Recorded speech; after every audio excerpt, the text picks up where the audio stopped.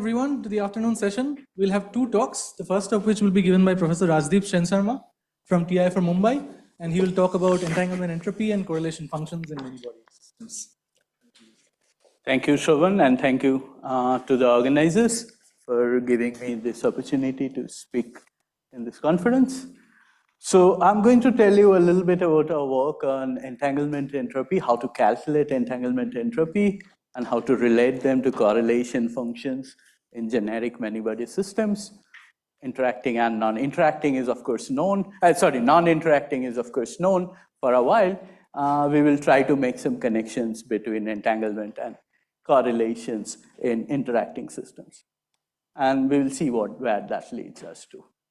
Okay, so here is your one-slide introduction to what we actually want to compute. We are going to take the traditional viewpoint where we basically have a system which is bifurcated into two parts, A and B, and then you take a state in the whole system, and then you construct the reduced density matrix by tracing over degrees of freedom in B. So you erase the information about degrees of freedom in B. You end up with a reduced density matrix which acts on A. And of course, we will think of entanglement measures, which are either the Renyi entropy, which is defined as 1 over n minus 1 log of trace of rho to the power n. And if you think of these eigenvalues as probabilities for the density matrix, this is essentially the Renyi entropy of that classical probability distribution that you would construct. You can do the von Neumann entropy, which is minus trace rho A log rho A, and you will essentially get the classical entropy of this probability distribution P alpha. Okay, so these are the two things that we would be interested in computing for quantum many-body systems. Okay. Now, of course, it's why do you care about it? It's a useful research for quantum computation / cryptography. There is a whole set of ideas which tries to relate quantum gravity and entanglement entropy and so on and so forth. For condensed matter physicists, one of the things that is kind of useful to think about is that the scaling of entanglement entropy with the subsystem size often has information about the nature of the underlying state that you are looking at. For example, if you have a generic thermal state, you have an entanglement entropy which scales with the volume of the subsystem. If you have a gapped ground state, then it's known that the entanglement entropy will scale with the area law LA to the power d minus 1. And if your gap ground state is in a topological phase, there is a subleading term which can basically identify what sort of topological phase you are looking at. If you are in 1D, if you are in gapless states, and there's work starting from 1994, that the von Neumann entropy will basically scale as log of the size of the subsystem. And for free fermions, if you are in D dimension, the entanglement entropy starts scaling as an area times the log of the subsystem. So it's a L to the power d minus 1 log A. So one of the things you are often interested in is how are things going to scale with the subsystem, because that kind of tells you something that is something about the underlying state of the system. LA is basically, okay, so maybe I should just go back. LA is the linear size of the subsystem A. So let's say number of lattice sites if you wish, okay? But if it's in 3 dimensions, the number of lattice sites is LA cube. All of them are 3.5. No, this is not, I took fermions, I took free bosons and so on. So this is not about spin half only.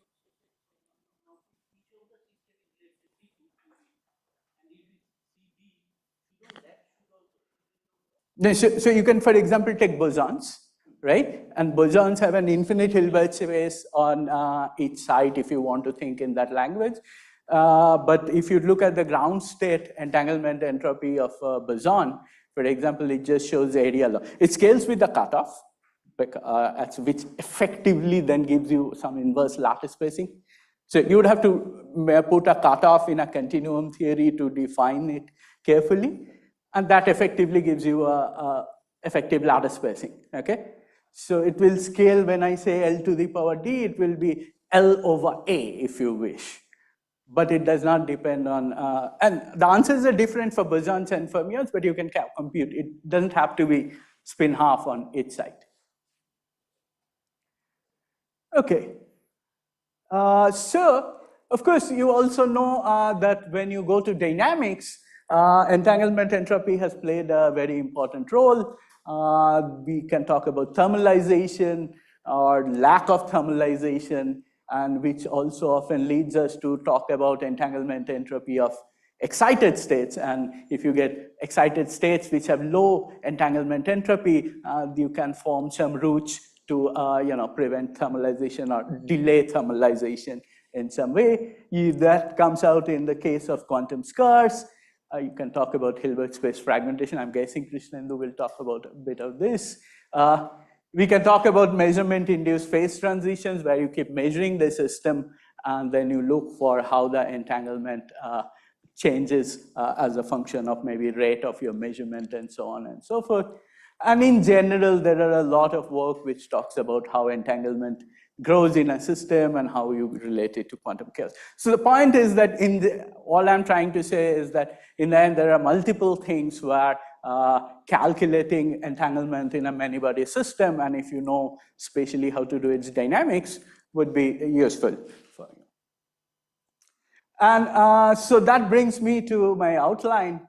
So one of the things that happens, and which was kind of the premise of where you started talking about spin halves, is that we don't have very good ways of calculating entanglement entropy in large many-body systems. Okay, spin half 1D, we can do a lot of exact diagonalization and try to find out things. If you know your entanglement is small, you can use things like DMRG, etc., etc. But in general, if I give you a general interacting system, it's hard to compute entanglement entropy. And moreover, what is more interesting is that as a result, you do not have many approximate ways of calculating entanglement entropy. Okay? In a DMRG, of course, you're approximating the ground state in some way, but once you do that, you're just calculating it exactly. Okay? So whereas when we do correlation functions in a system, where in a standard condensed matter, we would know how to do various approximations, some better than others in particular contexts. But we can do perturbation theory, we can do RPA, we know a bunch of things how to do it. So in fact, one of the things that we want to do, if we can relate entanglement entropy to correlation functions, is because we know approximation schemes for correlation functions, maybe we can come up with approximation schemes for entanglement entropy. Okay, so that's one. Also, what you will see is that correlation functions are measurable. So these are correlation functions I'm not talking about for people who know in some complicated replicated space, but this is a correlation function that you can go and measure in an experiment. Okay, so in some sense, if you can relate this, you might also have an alternate experimental measurement of entanglement entropy because you measure correlations. Maybe you can, if you know the dictionary, you can get back to entanglement entropy. And we will see out of this that there'll be, even for a system which has been studied for a very long time, free scalar fields, once we do this, we might have new insights coming into the picture. This is free scalar field, so this is not interacting, and then we will try to tell you about a new field theoretic method for calculating entanglement entropy, entanglement negativity, etc., using a field theoretic method. And this is where we will try to relate measurable correlations, even in an interacting system, to entanglement. And finally, we will try to apply this sort of ideas to two sets of systems. One is we will take a bunch of fermions, okay, and we will look at free fermions, but excited states. We are not going to look at ground states. In fact, we are going to categorize all the Fock states of the free Fermi gas or free fermions in terms of their entanglement content and see how it scales. And the last one we would like to talk about is how do you think of interaction corrections to entanglement entropy of ground state of a repulsive Fermi gas? We know how to do correlations. We know that it's a Fermi liquid. We know all of it. What does the entanglement look like? And that's where we will end. Okay, so entanglement entropy from correlation functions. The why of it I kind of started by telling you. So think about this. The standard way we know how to compute entanglement entropy is the following. You give me a state psi, which maybe you know how by doing ED, DMRG, Monte Carlo, whatever. And then you basically construct out of that the density matrix, reduced density matrix, diagonalize this, and the reduced density matrix for a large subsystem still has a very large amount of information, and then you diagonalize it and then construct SN and SVN and so on and so forth. Now, there are standard many-body techniques which will tell you that if you give me rho A, I can construct the correlation functions, maybe one particle correlations, two particle correlations, and so on. And so one of the things that we would like to understand is there a dictionary where I can avoid calculating this altogether? Can I go directly from here to there? Okay, what I said that there are analytic and numerical techniques that we know for calculating correlation functions in various ways. These are experimentally measurable, and so in principle can give you, if you know this dictionary, it can give you estimates of entanglement entropy. And of course, it becomes an interesting question that when I say experimentally measurable, you maybe know the one particle correlator, maybe you can measure the two particle correlator, maybe three particle correlator. Okay, and to what extent and in what sense, in what sort of systems would these contributions dominate? Low order correlators would dominate, and then those will give you a reasonable estimate of entanglement entropy. There can of course be states where, you know, if I measure certain low order correlators, it doesn't give me an accurate description of entanglement entropy, but that's so that kind of thing, questions will come up. Okay. Just as a sort of filler for this, we see that in the cases where we know scalings of entanglement entropy very well, free fermions, free bosons, 1 plus 1D CFTs, we basically understand the dictionary between correlators and entanglement. Okay? There are exact relations that we know here, and hence that has led to a lot of progress in understanding various aspects of it. Okay, so I told you that I'll give you an example of a simple system which has been studied for a long time, where because you know how the correlators and entanglement is related, you might get something interesting. So let's take a system which is simply a free scalar field theory. You all have learned about it in some ways or other. For example, if it's a massive theory, an optical phonon will look like this. If I set M to 0, longitudinal phonon will look like this in some continuum theory. And this was studied from 1986, and people know exactly what the entanglement entropy looks like. So what we will take is a region which is spherical with radius r, centered around the origin. That will help us in just doing the integrals. And the answer is the following. You calculate the phi-phi correlator. You calculate the pi-pi correlator. This is the conjugate of phi. So this is phi dot correlator if you wish. And then you construct a M matrix out of this sort of convolution. And then there is a formula which relates. You calculate the M. You take its eigenvalues. You can just compute SVN. This is known from 86, 93. There's a very famous paper. This has nothing to do with our work. Okay. However, and the point is, very recently, however, in 2023, there was a paper from Georg Schmidtmeyer's group where what they did was they actually calculated, experimentally measured these correlators. This is phi-phi, this is pi-pi, this is phi-pi, and so on, using some tomographic measurements. And then they used it in this formula to reconstruct entanglement entropy, and that's how they obtained estimates of entanglement entropy in the system, okay? And so this is a cold atom system where they were doing this. So it's not just that I told you it can be done in simple systems where we know the answer. People have tried to use it to measure correlators and then get to the entanglement. Now, I told you that there'll be a surprise even in this. So what's the surprise? So you know this, and then you can ask, okay, what are the answers for the entanglement scaling with the size of the radius r, okay? In d equal to 1D, and d means spatial dimensions.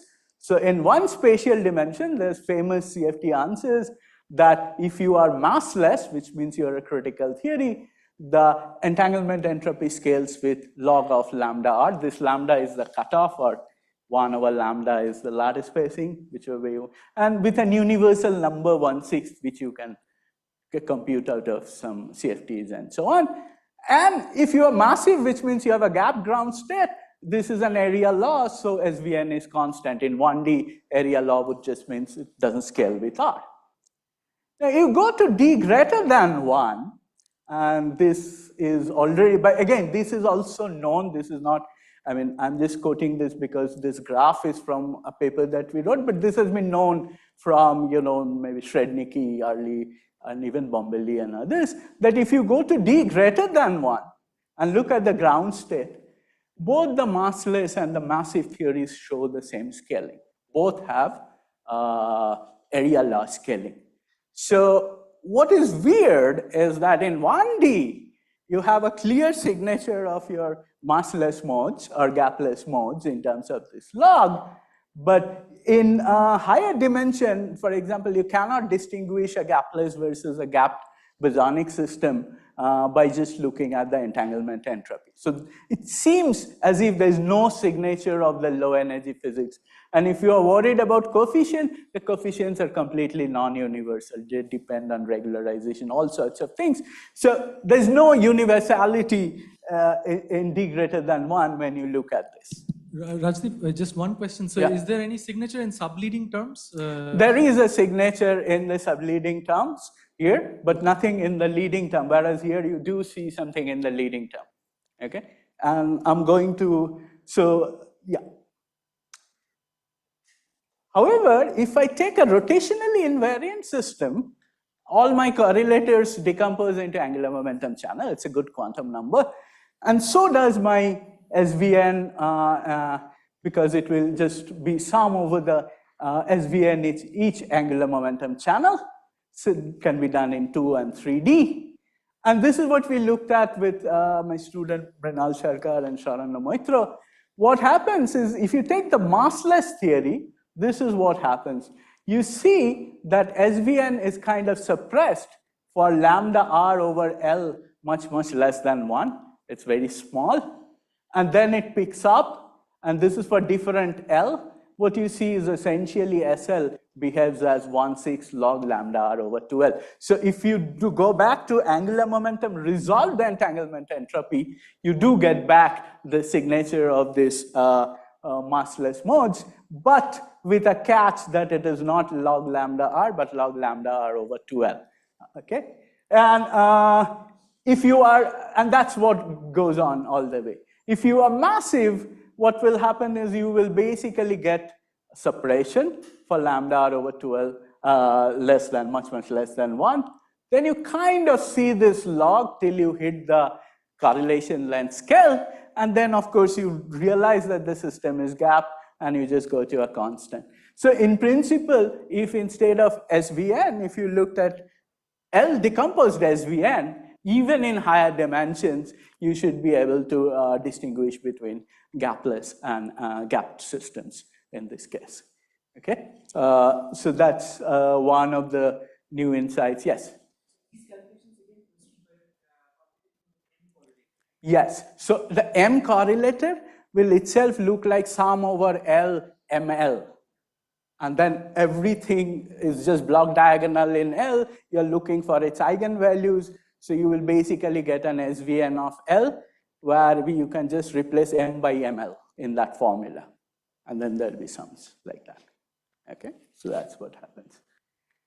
Okay, so I hope I have given you some idea that, if you know this, sometimes you can find something interesting even in things which were looked at. I should point out that when we came up with it, we realized that Huerta and Van der Velde had done something just before us.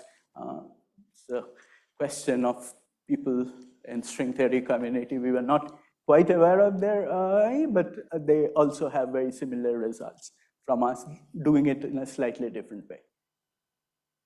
Okay, so now that I have convinced you, I want to give you a sketch of our new method to calculate entanglement entropy from correlation functions, which is more generic, and I will focus on fermions for now.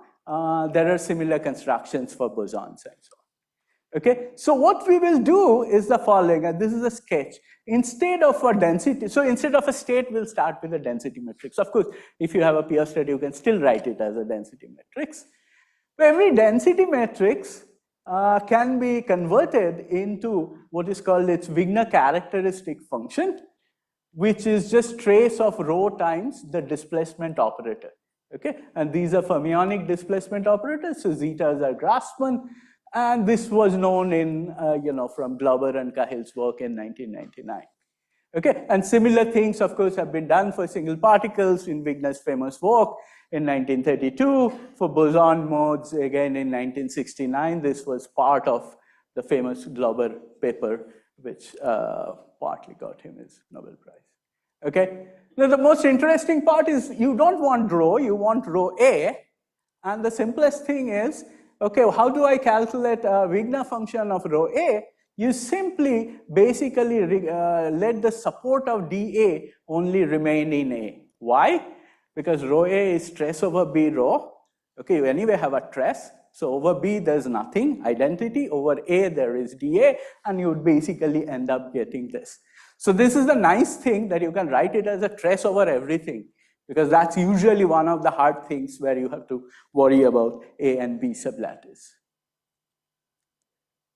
And so, okay, so I know how to go from rho A to its Wigner function, but that's not what I want. I want something like trace rho square A. And then what you know is you can use coherent state identities, trace identities, and you can use combination rules for displacement operators. So the thing that you don't need to focus on the details, you just need to focus on the following. If I give you trace rho A square, there is a chi A and there's a chi A, two different Wigner functions, and there is a factor which is a Gaussian factor, and then I have to just integrate over all these Grassmann variables, which is the argument of the Wigner functions. Okay, again, this is also not new. This is known in the context. You can extend this to be to a little bit more. If you have rho to the power n, you will have n chi a's, and you will get again some 2n minus 1 sort of Grassmann integrals, but with Gaussian factors. But how can you integrate over the complementary of A?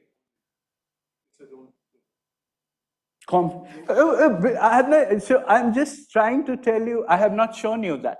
So okay, are you asking here how do I show that? So think of rho A. This is trace over B rho. So A is a sector of the entire system. Correct. So you need to integrate over the complementary of A. Yeah, so what I'm saying is to construct rho A, I need to integrate over complementary of A, right? Yeah. But I'm not writing rho A, I'm writing rho A dA, trace over A, right? So think of, so if you wish, trace over A, rho A dA is trace over A, trace over B rho, because this is rho A, times dA, which is the full trace, because there's no support of this on B, times rho dA. See, I have converted this trace into a complete trace over the system, and that's what will help me in writing my field theories. So that's what I'm using. Yeah. So B part is identity. B part is identity, because when I give you a trace rho A, its Wigner function cannot depend on what is happening in B. So that's all.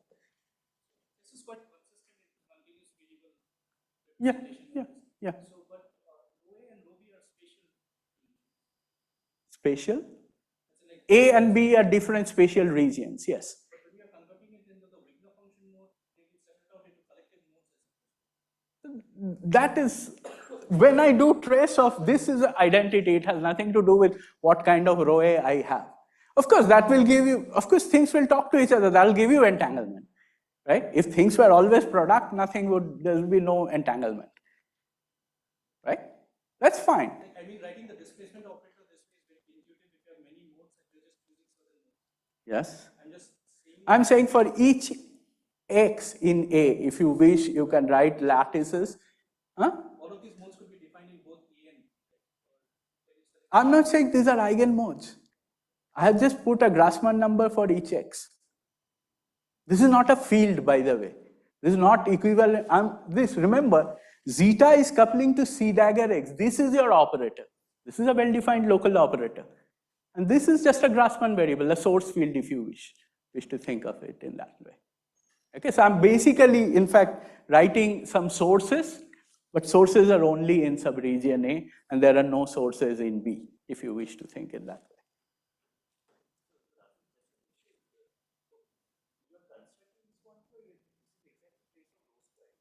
Which one? This side? This is an exact identity. This has nothing to do with what kind of row I am taking, other than the fact I make sure that fermion parity is conserved and stuff like that, some basic stuff.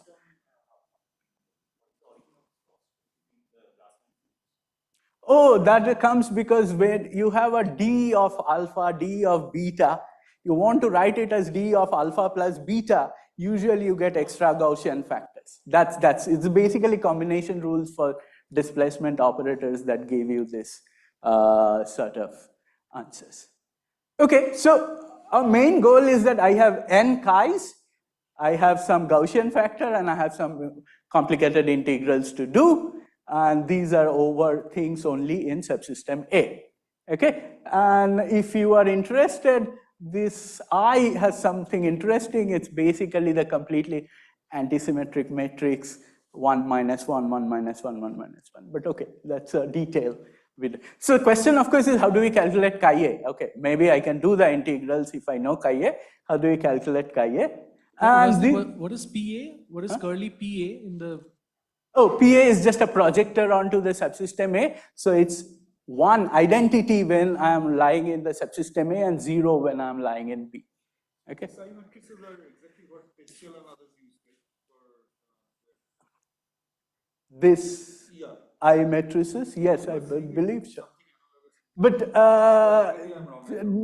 slightly different because special you will get to those matrices very soon when we write it in terms of correlators. Okay, so how do we calculate this? And this is where the main trick comes in. So what we showed in some papers in early 2021 and so on, I mean, it's not so surprising if I show that I have a displacement operator, that this is just a partition function with sources.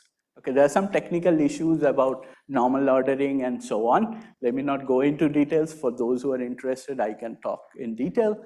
But so what happens in this case is it's simpler if you just do a non-equilibrium field theory where you get a plus and a minus field for the forward and the backward propagation.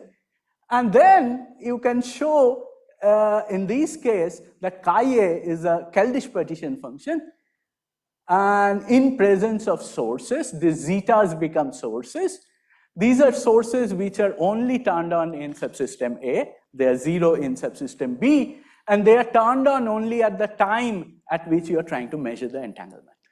Okay, so in general, I can do it for a non-equilibrium dynamics because I'm doing Schwinger-Keldysh, which means I can do it at a measurement time, any particular time. And what will happen is at that time, I will have to put in some sources in A, keep B as it is, and then calculate the partition function. And that's basically what will be equivalent to calculating the Wigner function of the reduced density matrix. Okay, so great, but so what? It looks more and more complicated now. You have to calculate a partition function with sources. You have to make n copies of them, put some Gaussian factors, do integrals, I seem to have complicated my life more than I said I would, except you realize that if you take all of these together, every partition function is e to the power some action, which plus a source term, and this source term is linear in the fermion fields. You just couple to see dagger.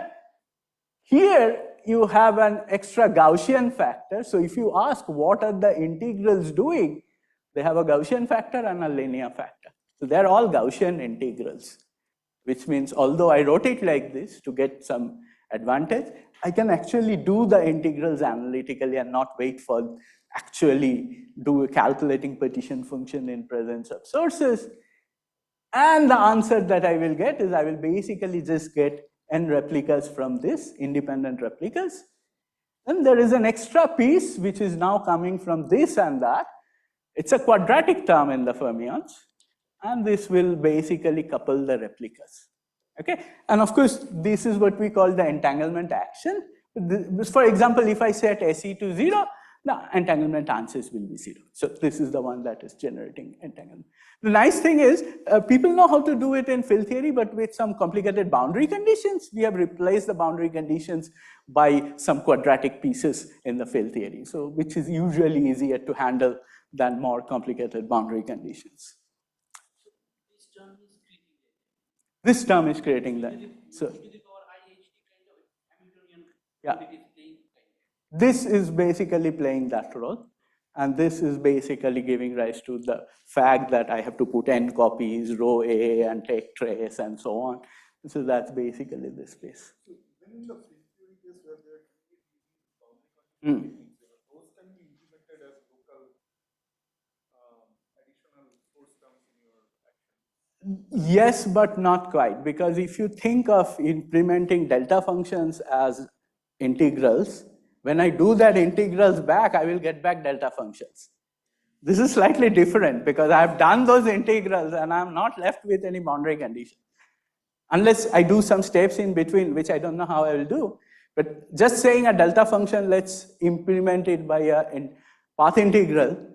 That means when you integrate over surfaces, it will be back to the delta functions. With an extra field, you can do that way, but So, and okay, and so if you are interested, you can look at the detailed structure of S, and now things are looking more like your Peschel and so on. This I would say is closer to what Peschel and others were trying to do, because in principle, if you realize that this object is quadratic, then you can do the integral exactly, and you will basically get back Peschel and so on and so forth. Okay, so what is the idea? The details are not important. Important is that you are doing a Keldysh partition function with terms which looks like minus and plus across the replicas. So they look like currents between all replicas. Okay, and these currents are only in the subsystem A. Subsystem B is completely uncorrelated at that level. And basically, this is what the answer is.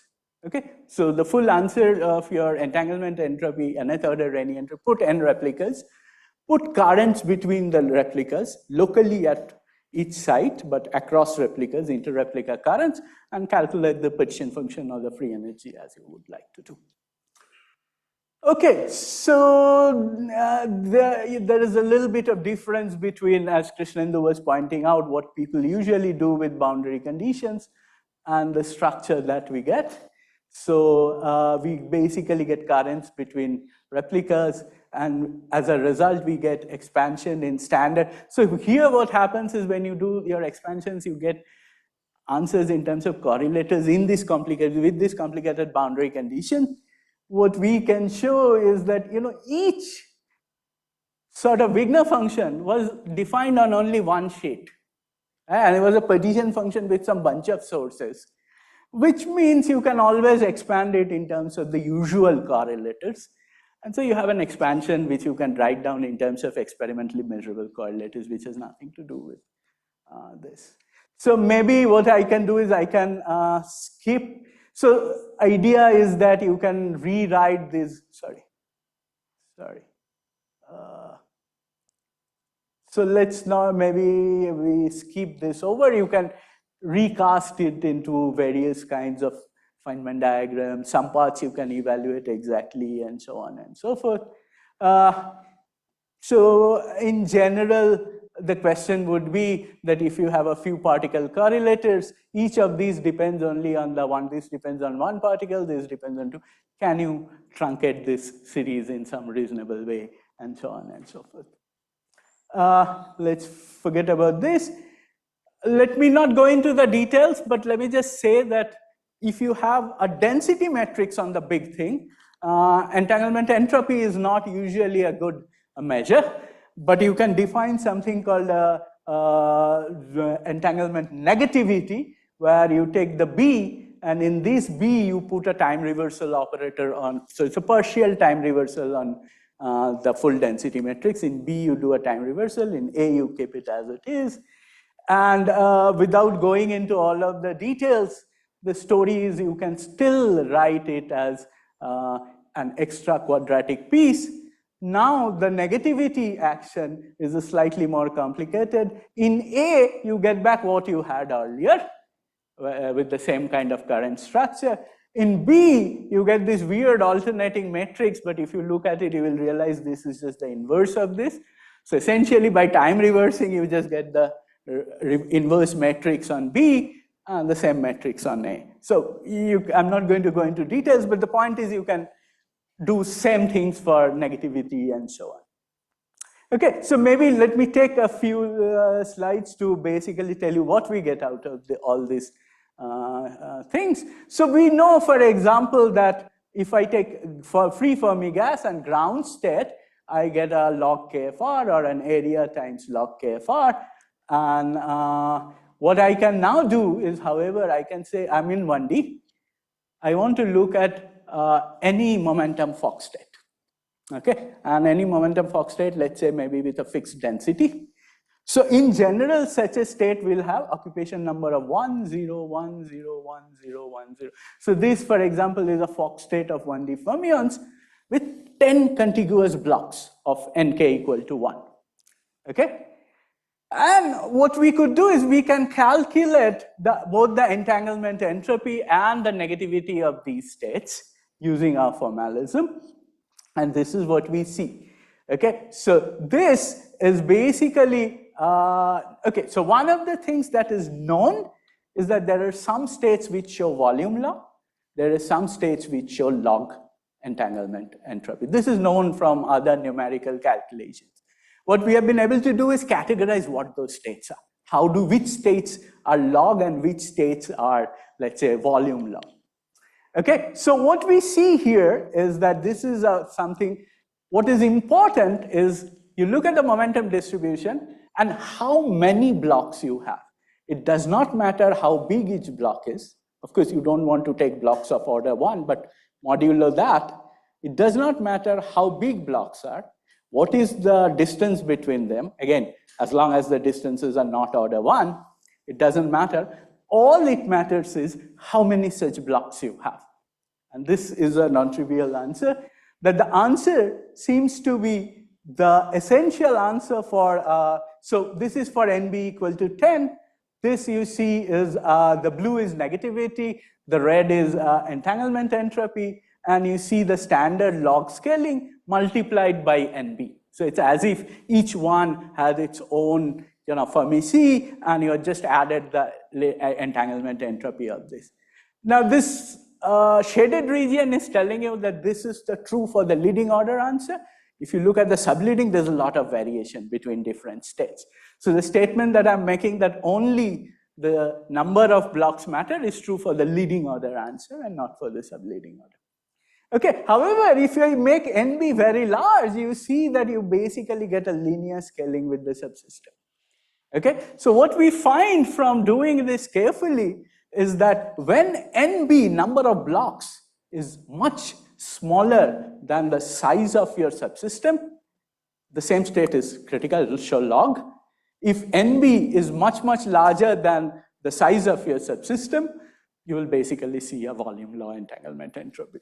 And this is right now unpublished, but we will, so this is where you can see the log gradually going into the linear, and you can show that there is a crossover function which you can kind of find, which will give you both the limits correctly. So let me, in the last 2 minutes, let me just go over something very quickly, and I'll not give you the details. So if you now ask what happens to an interacting Fermi gas in 2D, okay, the answers kind of vary. This is an answer from McManus and Tubman, which is a variation on QMC, and the claim is that you have a log where the coefficient keeps increasing with the increasing interaction, okay? There is a calculation by Trebst and others. This is CTQMC. It's of course at actually a finite temperature. What they see is with increasing potential interaction scale, the entanglement actually goes down. Of course, this may be due to the fact that essentially, sorry, this is a calculation by Wang and Troyer, and this is maybe essentially due to opening up some gaps. So what we wanted to ask is that, okay, what would be the answer if I just took a continuum Fermi gas and a delta function repulsion? What would be the answer? Let me not go through the details of how we calculate, but give you the final answer. So the final answer is the following.